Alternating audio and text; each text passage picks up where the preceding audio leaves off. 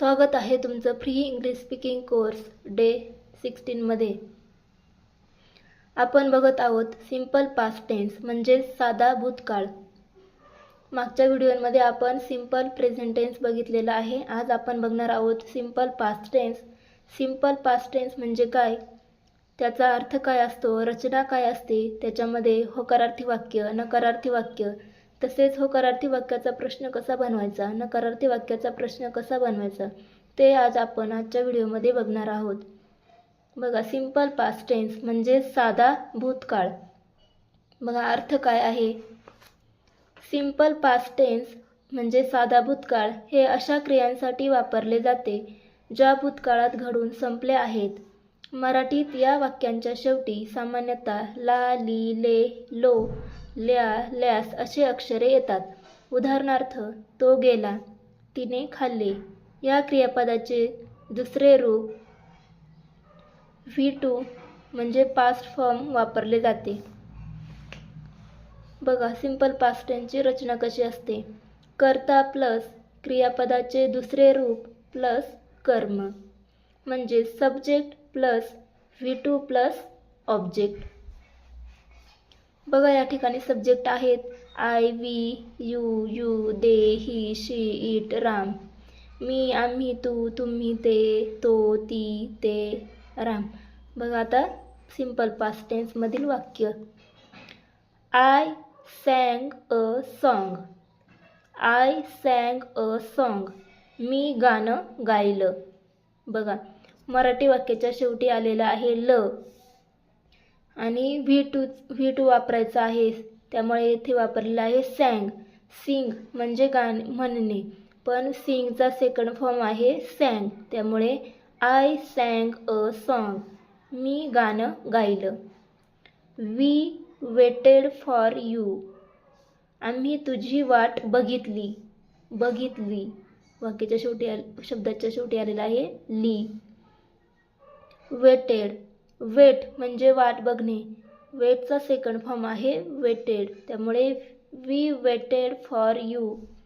आम्ही तुझी वाट बघितली। तिसरं वाक्य आहे you took my bag. You took my bag. तू माझी बॅग घेतली। टूक, टेक म्हणजे घेणे, टेकचा सेकंड फॉर्म आहे टूक म्हणजे घेतली। यू टूक माय बॅग, तू माझी बॅग घेतली। You played cricket. या यूचा अर्थ आहे तू आणि यू तुम्हीसाठी पण आपण यूच वापरतो। यू प्लेड क्रिकेट, तुम्ही क्रिकेट खेळले। प्लेचा सेकंड फॉर्म आहे प्लेड, प्ले म्हणजे खेळणे, प्लेड म्हणजे खेळला। यू प्लेड क्रिकेट, तुम्ही क्रिकेट खेळले। They paid the bill. They paid the bill, त्यांनी बिल भरले। पेडचा सेकंड फॉर्म आहे paid. He received the money. त्याला पैसे मिळाले। ही रिसिव्ड द मनी, रिसिव्हचा सेकंड फॉर्म आहे रिसिव्ड, ईडी प्रत्यय लागतो। त्याला पैसे मिळाले। शी सॉ द मूव्ही। तिने चित्रपट पाहिला। सीचा सेकंड फॉर्म आहे सॉ, सॉ म्हणजे पाहिला। शी सॉ द मूव्ही, तिने चित्रपट पाहिला। इट वर्क फॉर मी, ते माझ्या कामाला आले। राम रोट अ लेटर, रामने पत्र लिहिले। राम रोट, राईट म्हणजे लिहिणे, त्याचा सेकंड फॉर्म आहे रोट। राम रोट अ लेटर, रामने पत्र लिहिले। बघा, काही एक्झाम्पल आहेत, हे होकारार्थी वाक्य आहेत। मी चहा बनवला। मी साठी आई, बनवला, बनवण्यासाठी आपण वापरतो मेक, मेकचा सेकंड फॉर्म आहे मेड, त्यामुळे मेड। चहासाठी टी, आय मेड टी, मी चहा बनवला। बघा, मेकचे 4 फॉर्म कोणते आहेत, make, made, made, making. V1 V2 V3 V4। Make म्हणजे बनवणे, बनवतो, बनवला, बनवलेला आणि बनवत। Make, made, made, making. हे मेड थर्ड फॉर्म आणि फोर्थ फॉर्म आहे, हा आपल्याला पुढील काळांसाठी उपयोगी पडणार आहे. तो शाळेत गेला. तो म्हणजे ही, गेला second form go, went, gone, going. V1 V2 V3 V4. गोचा सेकंड फॉर्म आहे वेंट म्हणजे गेला, त्यामुळे वेंट. ही वेंट शाळेत, त्यासाठी to school. He went to school. तिसरं वाक्य आहे तिने मला पुस्तक दिले. तिने म्हणजे शी. दिलेसाठी आपण वापरलेला आहे gave. Give, gave, given, giving. Give V1 V2 gave, V3 given, V4 giving. देतो, दिले, दिलेलं, देत. आपल्याला वापरायचं आहे दिले, त्यासाठी गेव V2. शी गेव मला म्हणजे मी, पुस्तकसाठी a book. She gave me a book. She gave me a book. तिने मला पुस्तक दिले. बघा, ही आपण बघितली होकारार्थी वाक्ये. आता बघूयात नकारार्थी वाक्य.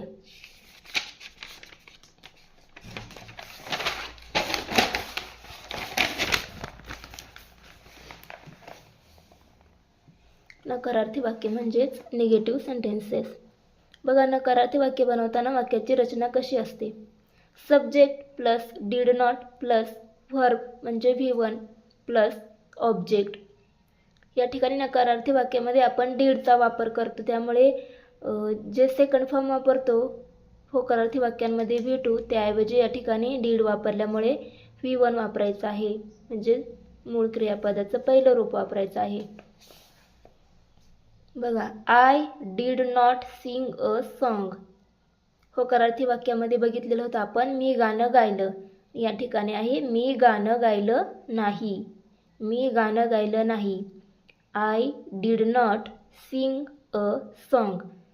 सॅंग ऐवजी आपण या ठिकाणी वापरलेलं आहे मूळ क्रियापदाचं पहिलं रूप सिंग, कारण नकारार्थी वाक्य बनवलेलं आहे, त्यासाठी आपण डीड वापरला आहे.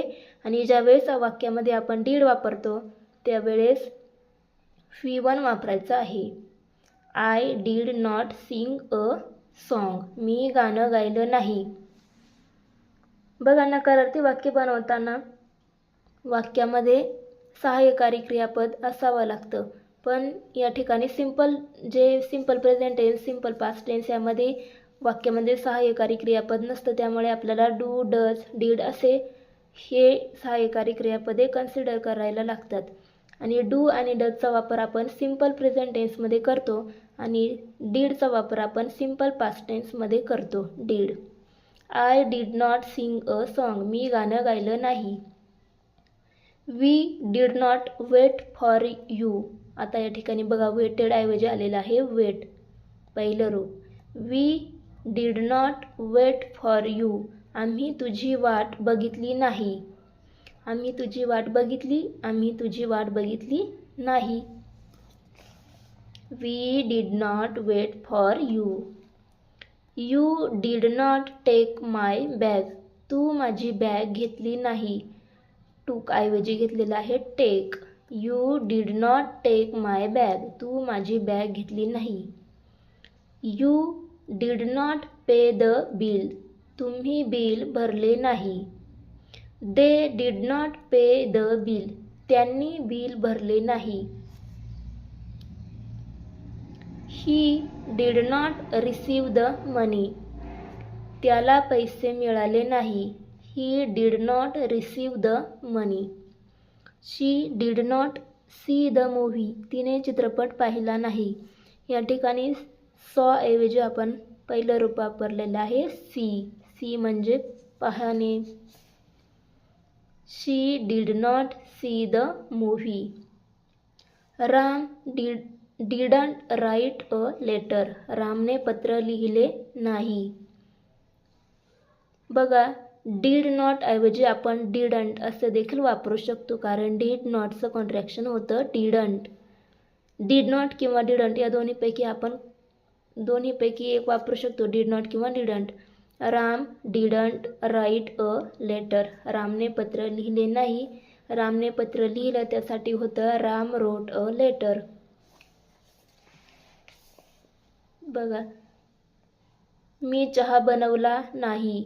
I did not make T किंवा आय डिडंट मेक टी. होकारार्थी वाक्य होतं मी चहा बनविला. मी चहा बनवला. I made T. बघा बदल कुठे झालेला आहे. आय नंतर या ठिकाणी आलेला आहे डिड नॉट. नकारार्थी वाक्यासाठी डिड नॉट. आणि जो आपण होकारार्थी वाक्यात सेकंड फॉर्म वापरलेला होता मेड, त्याऐवजी वापरलेला आहे मेक. क्रियापदाचं पहिलं रूप, हे आहे दुसरं रूप. I did not make T.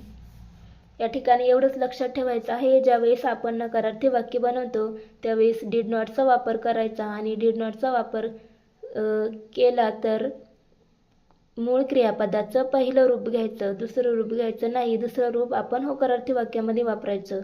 I made tea. I did not make tea. मी चहा बनवला नाही. मी चहा बनविला. आलं लक्षात नकारार्थी वाक्य कसं बनवायचं. नकारार्थी वाक्य बनवताना डिड नॉटचा वापर करायचा आणि V1 वापरायचा. आता आपण बघणार आहोत होकारार्थी वाक्याचा प्रश्न कसा बनवायचा, म्हणजेच व्हर्बल क्वेश्चन. व्हर्बल क्वेश्चन म्हणजे प्रश्नाची सुरुवात होते हेल्पिंग व्हर्बने आणि त्याचं उत्तर आपण हो किंवा नाही अशा प्रकारे देतो. बघा, मी गाणं गायलं का. होकारार्थी वाक्य होतं मी गाणं गायलं आणि या ठिकाणी आता आपण प्रश्न विचारलेला आहे मी गाणं गायलं का. त्यामुळे did I sing a song. Did I sing a song. मी गाणं गायलं का. डीडने प्रश्नाची सुरुवात करायची आहे. Did I sing a song. मी गाणं गायलं का. आम्ही तुझी वाट बघितली का. Did we wait for you. Did we wait for you. आम्ही तुझी वाट बघितली का. Did you take my bag. Did you take my bag. तू माझी बॅग घेतली का. तू माझी बॅग घेतली का. Did you pay the bill. तुम्ही बिल भरले का. Did you pay the bill. Did they play cricket. ते क्रिकेट खेळले का. Did they play cricket. ते क्रिकेट खेळले का. Did he receive the money. त्याला पैसे मिळाले का.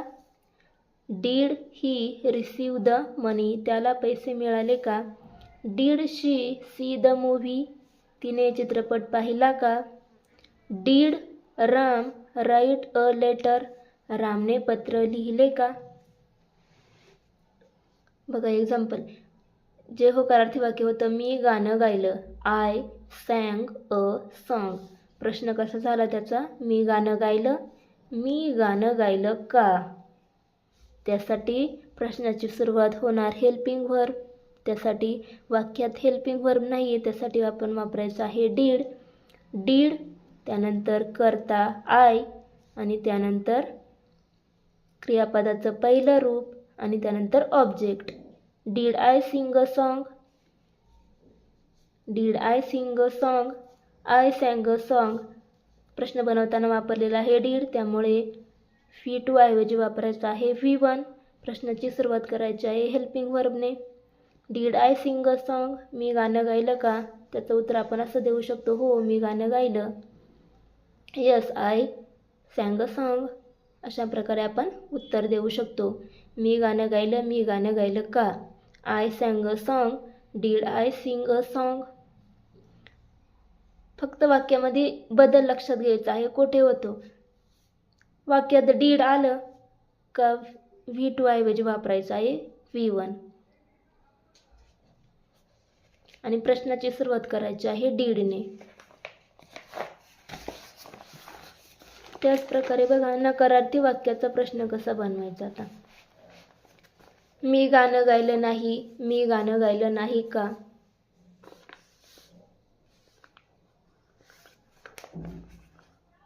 डीड सुरुवातीला घ्यायचा, त्यानंतर आय, त्यानंतर not sing a song. Did I not sing a song? मी गाणं गायलं नाही का? बघा नकारार्थी वाक्य कसं होतं. I did not sing a song. I did not sing a song असं होतं नकारार्थी वाक्य. मी गाणं गायलं नाही.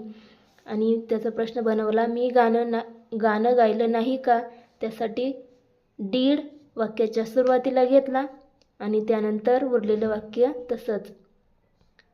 डीड वाक्याच्या सुरुवातीला, did I not sing a song.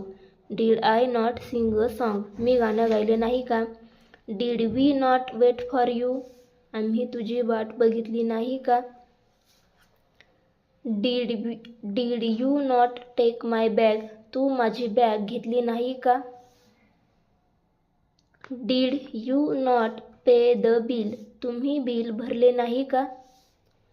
Did they not play cricket? ते क्रिकेट खेळले नाही का? Did he not receive the मनी?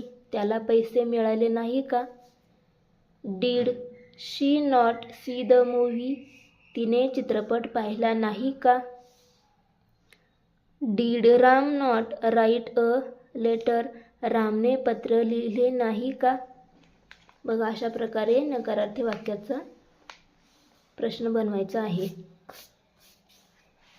बघा अजून एक एक्झाम्पल आहे. मी गाणं गायलं नाही. मी गाणं गायलं नाही का? बघा बदल कुठे होतो या ठिकाणी. I did not sing a song आणि did I not sing a song.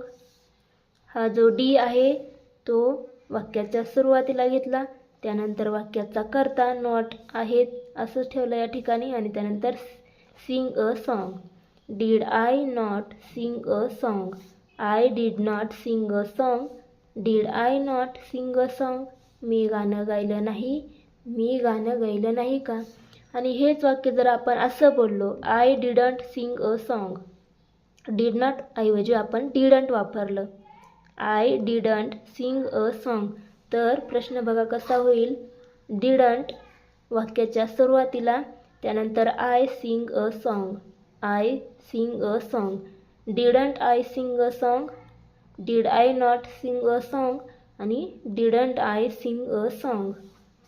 Did not वापरला तर डीड वाक्याच्या सुरुवातीला घ्यायचा आणि जर डिडंट एकत्र वापरलं डिडंट तर डिडंट वाक्याच्या सुरुवातीला घ्यायचा आणि या ठिकाणी डीड वाक्याच्या सुरुवातीला घ्यायचा. नॉट आहे तसंच ठेवायचा. डिडंट वापरला तर डिडंट वाक्याच्या सुरुवातीला, त्यानंतर आय सिंग अ सॉन्ग. अशा प्रकारे नकारार्थी वाक्याचा प्रश्न बनवायचा. बघा आपण 4 प्रकारची वाक्य बघितली. मी गाणं गायलं. मी गाणं गायलं का? मी गाणं गायलं नाही. मी गाणं गायलं नाही का? पहिलं मी गाणं गायलं. I sang a song. मी गाणं गायलं का? Did I sing a song? प्रश्न बनवताना डीड वाक्याच्या सुरुवातीला घेतला, त्यानंतर आय आणि डीड वापरल्यामुळे V2ऐवजी वापरलं V1. Did I sing a song? मी गाणं गायलं नाही. I did not sing a song. I did not sing a song. प्रश्न बनवला मी गाणं गायलं नाही का? त्यासाठी डीड वाक्याच्या सुरुवातीला, त्यानंतर आय आणि उरलेलं वाक्य not sing a song. Did I not sing a song? आणि जर असं आपण बोललो असतो, I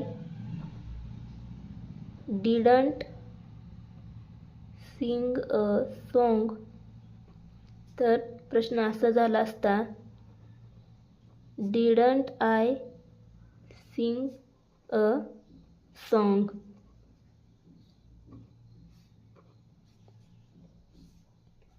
I did not sing a song. Did I not sing a song? I didn't sing a song. Didn't I sing a song?